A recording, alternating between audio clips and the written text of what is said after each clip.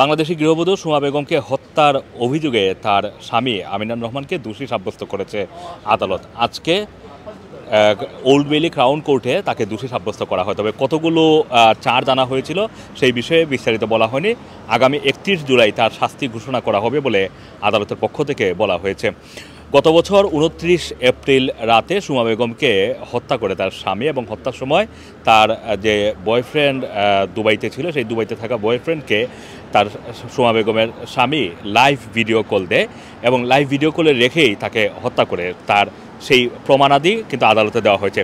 তবে আমিনান রহমান বলছে যে সুমা বেগম মূলত তার স্বামী আমিনান রহমানকে থ্রেট করছিল যে যদি তার বয়ফ্রেন্ডকে 10,000 পাউন্ড না দেওয়া হয়, মানে 10,000 পাউন্ড সুমা বেগমকে না দেওয়া হয়, যে এই 10,000 পাউন্ড তার বয়ফ্রেন্ডকে দিবে, এই ধরনের একটি কথা আমিনান রহমান বলেছে। এবং সেই যদি না দেয় তাহলে সে তার বড় ছেলে, মানে সুমা বেগমের দুটি বাচ্চা ছিল, আপনারা জানেন যে সন্তান, এবং একজন সন্তানের বয়স ছিল 5 মাস বা 6 মাস, আরেকজনের বয়স ছিল 2.5 বছর। 2.5 বছরের যেই ছেলের সন্তান, সেই ছেলের সন্তানকে সে আঘাত করবে, এই ধরনের কথার কারণেই তর্কাতর্কের এক পর্যায়ে সে তার স্ত্রীকে হত্যা করে বলে আদালতে জানিয়েছে।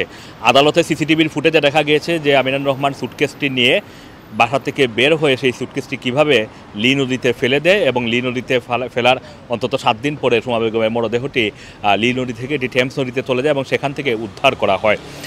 সেই ঘটনা কিন্তু উঠে এসেছে।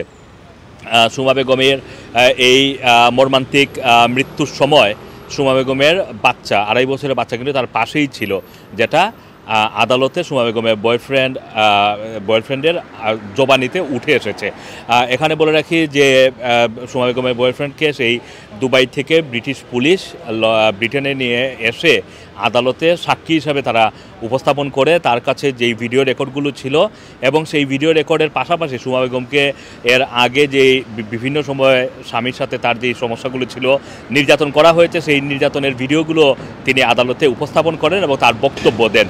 সেই বক্তব্যের মধ্যে এটাও উঠে এসেছে, সুমা বেগমকে হত্যার পরে সুমা বেগমের স্বামী, সুমা বেগমের যেই বয়ফ্রেন্ড দুবাইতে ছিলেন, তাকে বলে যে সুমা বেগমকে শেষ করেছি, এখন তোকে শেষ করার জন্য আমি আসবো, এই ধরনের একটি কথা বলেন।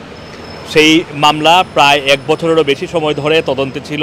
বারবার আদালতে এটি পক্ষে বিপক্ষে তর্ক যুক্তি হয়েছে, তদন্ত করা হয়েছে। সেই তদন্তের পরে আজকে এই মামলার মূলত একটি বড় ধরনের আপডেট আসলো, তাকে দোষী সাব্যস্ত করা হয়েছে।